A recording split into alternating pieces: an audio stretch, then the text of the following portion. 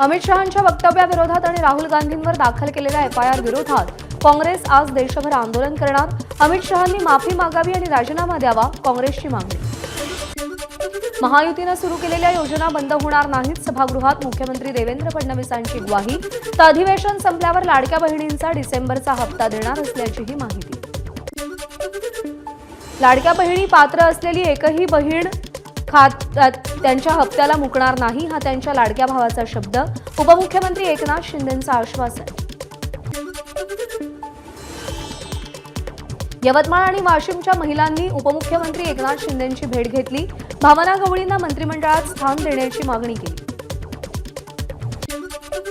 कांद्यावरील 20% निर्यात शुल्क तातडीने रद्द करा, उपमुख्यमंत्री अजित पवार यांची पियुष गोयल यांच्याकडे पत्र लिहून मागणी। शेतकऱ्यांच्या कांद्याला चांगला दर मिळवून त्यांचं नुकसान टाळण्यासाठी 20% निर्यात शुल्क हटवण्याची मागणी। कांद्यावरचं 20% निर्यात शुल्क कमी करा, छगन भुजबळ यांचे पंतप्रधान नरेंद्र मोदी। वाणिज्य मंत्री पियुष गोयल मुख्यमंत्री देवेंद्र फडणवीस यांना पत्र। कांद्याच्या दरातील चढउतारही पत्रात दाखवले। अहिल्यानगरच्या नेप्ती उपबाजार समितीमध्ये 1,25,000 कांदा गोण्यांची आवक वाढल्यानं 5,000 पर्यंत गेलेला भाव 3,000 वर आला। मरणाआधी आणि नंतरही छळ झाला, दोषींवर कठोर कारवाई झाली पाहिजे। न्यायालयीन कोठडीमध्ये मृत्यू झालेल्या सोमनाथ सूर्यवंशीच्या कुटुंबियांची कारवाईसाठी हाक। परभणीतल्या आंदोलनात सहभागी होत कुटुंबियांची मागणी।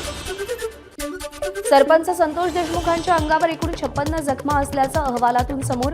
त्यांच्या पाठीवर सर्वाधिक मुका मार असल्याची माहिती। मस्साजोगचे सरपंच संतोष देशमुख हत्या प्रकरणी आरोपी विष्णू चाटेला 9 दिवसांची पोलीस कोठडी।